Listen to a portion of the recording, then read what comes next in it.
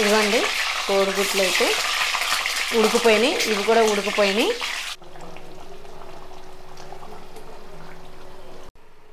ఇలాగా కట్ చేసేసుకోవాలి. నేనైతే ఇప్పుడు గిన్నెతోటి చేస్తున్నాను.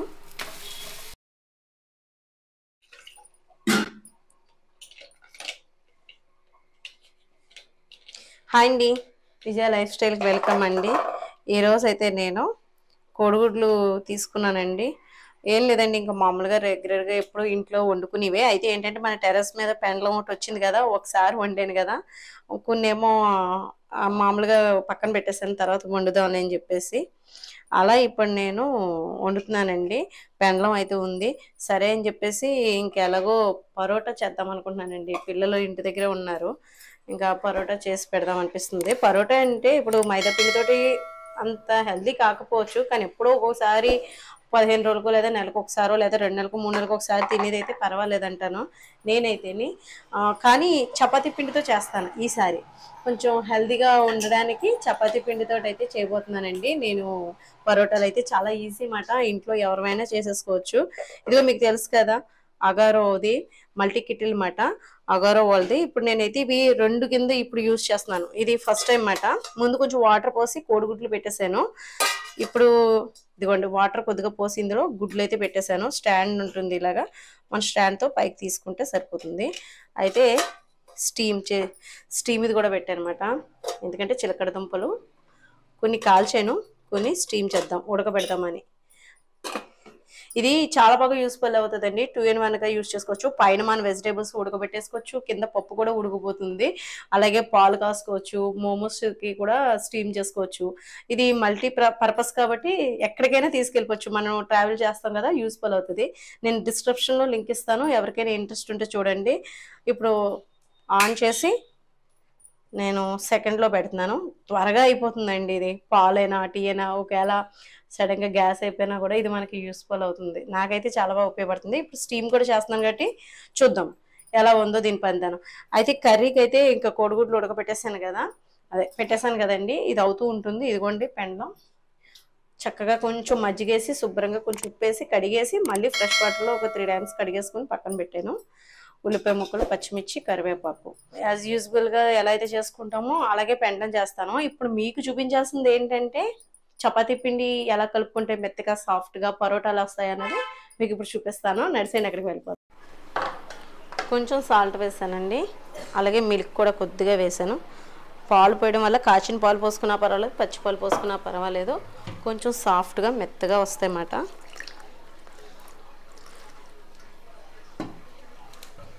అంతే, పిండి కలిపేసుకోవడమే.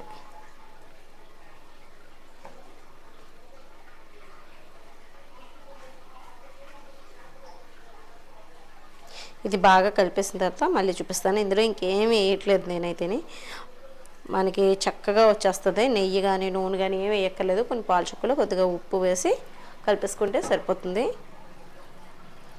ఇది కలిపేసిన తర్వాత మళ్ళీ మీకు పూర్తిగా ఎంత అయింది ఏంటనేది చూపిస్తాను మీకు.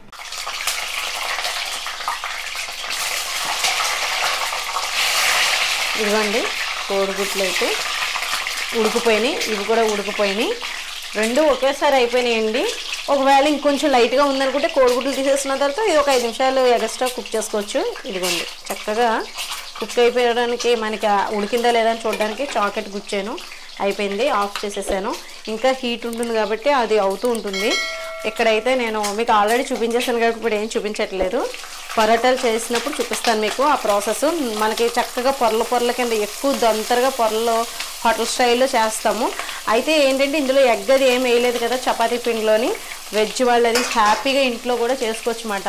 హోటల్ స్టైల్లో టేస్టీగా చేసుకోవచ్చు. దాంట్లోకి రెసిపీలు మీరు చికెన్ కర్రీ కావచ్చు, లేదంటే వెజిటేరియన్లో అయితే పన్నీర్ కర్రీ కానీ, ఆలు కర్రీ కానీ అలా కూడా మీరు చేసుకోవచ్చు. నేనైతే ఇప్పుడు పెండ్లం వండుతున్నాను కాబట్టి దాంట్లోకి కాంబినేషన్ అయితే చాలా టేస్టీగా ఉంటుందని చెప్పేసి, ఇది కూడా ఎగిరే కదా, అంటే పెండ్లం బంగాళదుంపలాగే ఉంటుంది కాబట్టి టేస్ట్ ఇంకొంచెం బాగుంటుంది.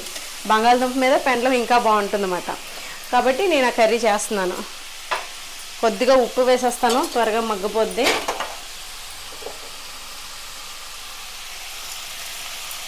వంటగది ఇరికవుతుంది మాకు. సామాన్లు అయ్యి కొంచెం ఎక్కువయ్యి కొంచెం ఇరుగ్గా అనిపిస్తుంది. ఇదిగోండి, ఇది బాగా మగ్గిపోయిన తర్వాత మళ్ళీ మీకు చూపిస్తాను. దోరగా అయితే మటుకు ఇవి వేగాలన్నమాట. కొద్దిగా అల్లం వెల్లుల్లి పేస్ట్ వేసానండి, పసుపు కారం వేసేసాను.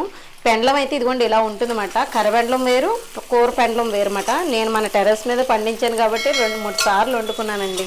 ఎప్పుడు కావాలంటే అప్పుడు మనం అంటే తినాలి అని అనుకున్నప్పుడు మార్కెట్కి వెళ్ళి తెచ్చుకోక్కర్లేకుండా ఇవి ఎన్నాలైనా అలాగే ఉంటాయండి. ఒక 5 నెలలైనా 6 నెలలైనా కూడా పెండలం ఉంటుంది. కానీ మనం తెచ్చుకున్న తర్వాత 4 రోజుల తర్వాత వండుకుంటే మంచి టేస్ట్ ఉంటుంది. ఆ తర్వాత మరి 5 నెలలు ఉన్న తర్వాత కూడా కొంచెం గట్టి పడుతుందేమో అనుకుంటున్నాను పెండలం. ఇదైతే మటుకి మంచి రుచిగా ఉంటుంది. మన టెర్రస్ మీద పంచుతున్నాం కదా, ఆర్గానిక్గా ఒకటి ఏం పురుగుల మందులు వేయకుండా ఆరోగ్యంగా చక్కగా మంచి ఆహారం తీసుకుంటామండి. టెర్రస్ ఎవరికైనా ఉంటే కనుక మీరు ఇలా కూర పెండలం, కంద ఇలాంటివి పెట్టుకోండి. చాలా ఈజీగా పెంచవచ్చు. ఎక్కువ మెయింటెనెన్స్ ఏమి ఉండదు దీనికి, లో మెయింటెనెన్సే. వాటర్ అది కొంచెం తగినంత వేసుకుంటే సరిపోతుంది. ఎక్కువ నీళ్ళు ఉండాలని ఏమీ లేదు. పెండలానికి లోపల అంటే మట్టిలో ఊరే ఏ దుంపలకైనా నీరు కంటెంట్ అనేది తడాలి తప్ప ఓవర్గా అవ్వకూడదు అన్నమాట. వాటర్ కూడా ఒకరోజు వేయకపోయినా నష్టం ఏమి ఉండదు. మనకు ఆకు చెప్పేస్తుంది. కొంచెం వాలినట్టు ఉంది అనుకోండి, అప్పుడే పోసుకోవచ్చు. కొంచెం కిచెన్ వేస్టేజ్ మనం కూరగాయలు అయితే తెచ్చుకుంటాం కదా, తుక్కది వేస్తూ ఉంటే బలంగా పెరుగుతుంది. మళ్ళీ మనం అంటే లేదంటే ఆవు పేడ కానీ గేదె పేడ కానీ మాగిపోయిన పేడ ఉంటే అది కూడా వేయచ్చు. పల్లెటూరులో అయితే అసలు దొడ్లో అంటే పెరట్లో అది చోటు ఉంటుంది కాబట్టి కింద ఖాళీ స్థలంలోనే పెట్టేసుకునేవారు. ఇప్పుడు అంతా ఇంకా బయట ఆధారపడిపోవడం వల్ల చాలా వరకు మనకి మాట్లాడితే బయటకు వెళ్ళి తెచ్చుకుంటున్నాం కూరగాయలు. చూసారు కదా ఇంట్లో పెండ ఉందని ఎంత ఈజీగా చేసేసాను. ఇంకా పరోటాలు ఒకటి ఆలస్యం, ఇది ఉడుకుతూ ఉంటుంది. కొద్దిగా దింపే ముందు మసాలా పొడి వేసేస్తాను, గరం మసాలా పొడి. ఇది అయిపోతుంది, పరోటాలు చేసేసుకుందాం. ఇదిగోండి మన పెండలం కోడిగుడ్లు కూర అయితే మంచి టేస్టీగా చాలా బాగుంది. రుచి కూడా బాగుంది. చపాతీలు చేయడం ఒకటే ఆలస్యం అన్నమాట. కొంచెం ఇది చిక్కపడుతుంది అన్నమాట, కాబట్టి కొంచెం పలుచగా ఉన్నప్పుడే దింపుకోవాలి. చూసారా కూర అయితే మంచి కలర్ఫుల్గా ఉంది కదా. ఇంకా మనం చపాతీలు కూడా చేసేసుకుందామండి. ఇంక ఇలా ఉన్నప్పుడే కట్టేస్తాను నేను. కూర అయితే కట్టేస్తానండి. ఇంకా చపాతీలు చేయాలి. చపాతీలు కాదు, పరోటా, గోధుమ పిండితోటి పరోటా అండి. అంటే చాలామంది ఎక్కువ ఈ మైదా పిండితోటి అది హెల్త్కి మంచిది కాదు కదా అని చెప్పేసి చాలామంది తినరు. మనం మటుకి ఇలాగ చపాతీ పిండితో చేసుకున్నాం అనుకోండి, ఎన్ని పరోటాలైనా తినచ్చు, టేస్టీగా తినచ్చు. మళ్ళీ హెల్త్ కూడా అంత డిస్టర్బ్ అంటే మన స్టమక్ కూడా అంత కొవ్వు పట్టదన్నమాట. ఇదిగోండి ఇలా చేస్తాను కదా, దీంట్లో కొంచెం నెయ్యి వేద్దాం. నెయ్యి కానీ బటర్ కానీ వేసుకోండి.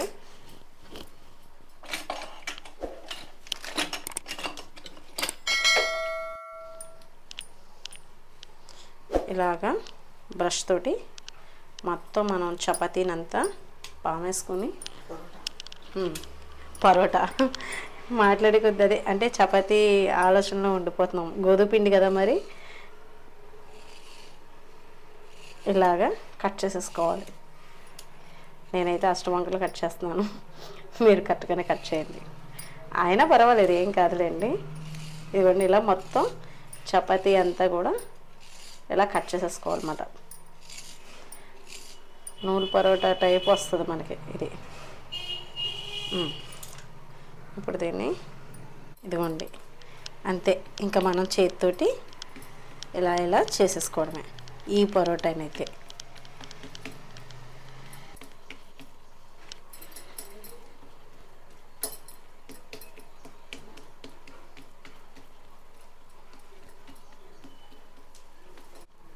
ఇదిగోండి ఇలా వేసేసుకొని కాల్ చేసుకోవడం.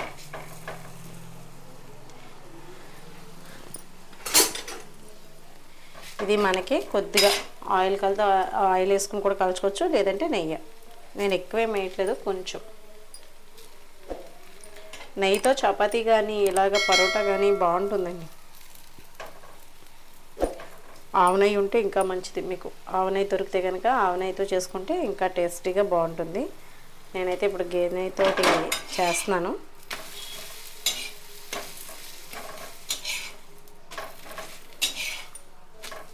అలా అన్ని పరోటాలు చేసుకున్నాం.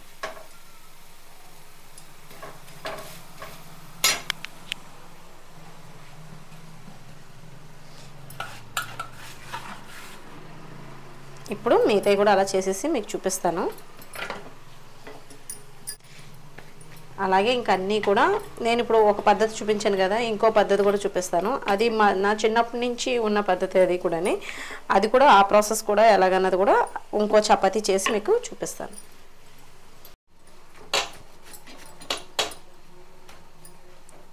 ఇదిగోండి నూనె పరోటా అంటాం కదా అది. అయితే మీకు ఇప్పుడు ఇంకో పద్ధతిలో కూడా చూపిస్తాను నేను.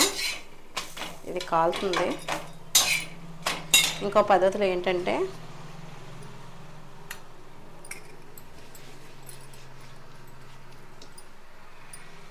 ఇదిగోండి ఇలాగా రాసేసి ఇలా మడత పెట్టేసి ఇలా వేసి ఇక్కడ కూడా కొంచెం నెయ్యి వేసి ఇలాగా ఇలాగా ఇలాగా ఇలాగా మడత పెట్టాలన్నమాట. అలాగే ఇది కూడా అంతే సేమ్. ఇక్కడ కూడా వేసి కొంచెం నెయ్యి, బటర్ ఉంటే బటర్ కూడా రాసుకోవచ్చు మీరు. ఇలాగా ఇది చిన్నప్పుడు ఇలాగే పరోటాలు చేసేవాళ్ళం అన్నమాట అండి. అంటే ఇది ఈసింకర్ మడతలాగా పెట్టేవారు అన్నమాట అప్పుడు. అంతే, ఇంకెలా చేతితోటే స్ప్రెడ్ చేసేయడమే. ఇదిగోండి ఇదైతే కాలిపోయింది కదా, తీసేసి పక్కన పెట్టేద్దాం. ఇది కూడా కాల్చేద్దాం.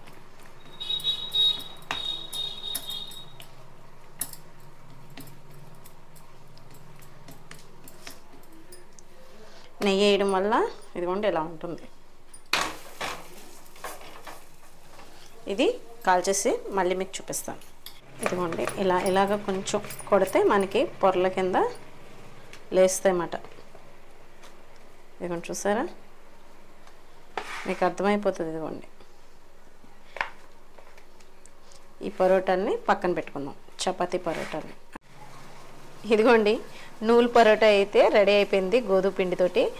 మనకి టేస్ట్ చేసి చెప్తా. ఓకే, టేస్ట్ చేసి చెప్పు. చూసారా లేయర్స్ లేయర్స్ కింద వచ్చింది. ఇదిగోండి మీకు తెలిసిపోతుంది. అయితే నేను బాగా ఇలా క్రష్ చేశాను అనమాట, ఇలాగా చేశాను. కానీ బాగా కాలిందండి. ఆయిల్ అది వేసి కొంచెం స్లోగా అంటే లో ఫ్లేమ్ మీద పెట్టుకుని కాల్చుకుంటే టేస్ట్ బాగుంటుంది. ఇంక ఇందులోకి కర్రీ అయితే పెండ్లం కర్రీతోటి ఈరోజు కాంబినేషన్ అన్నమాట. కోడిగుడ్డు,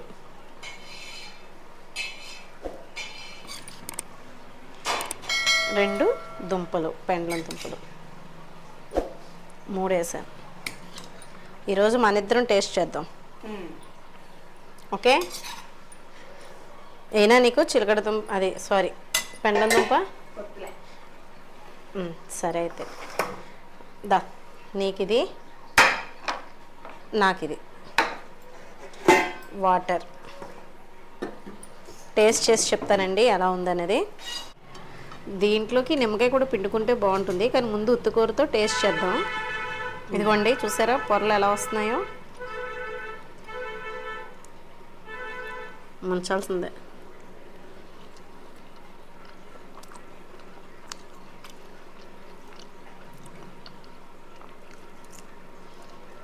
చాలా బాగుందండి. కొద్దిగా చపాతీ పిండి ఫ్లేవర్ కూడా తెలుస్తుంది కదమ్మా. మా చపాతీ పిండి ఫ్లేవర్ తెలుస్తుంది, చపాతీ పిండే కదా, మైదా వేయలేదు. ఈసారి నిమ్మకాయతో వేసుకుని తిందాం. బయట వీటిలో ఎక్కువ ఇది కలిపేస్తారంటారు, బయట మైదా కలిపేస్తారు సాగడం కోసం. మైదే పరోటాకి యాక్చువల్గా అసలు మామూలుగా అయితే మైదాయే పరోటాకి. గోధుమ పిండి అయితే ఇంకా మంచిది కదా మైదా కన్నా. నిమ్మకాయ పిండుకొని తిని బాగుంది, సూపర్ అండి, బాగుందండి. నిమ్మకాయ పిండుకోకుండా కూడా అదిరిపోయింది. చాలా బాగుందండి. తప్పకుండా మీరు కూడా ట్రై చేయండి. ఈరోజు మా ఇంట్లో లంచ్ అయితే ఇది మాట. ఎప్పుడు రైస్తో కాకుండా ఈసారి పెండ్లం కర్రీని చపాతీ పరోటాతోటి, అదే చపాతీ పిండితోటి పరోటా చేసాం కదా గోధుమ పిండితోటి. గోధుమ పిండి పరోటాతో అయితే సూపర్ టేస్ట్ ఉంది. తప్పకుండా మీరు కూడా ట్రై చేయండి. వీడియో నచ్చితే కనుక లైక్ చేయండి, షేర్ చేయండి, సబ్స్క్రైబ్ చేసుకోండి. బాయ్ అండి.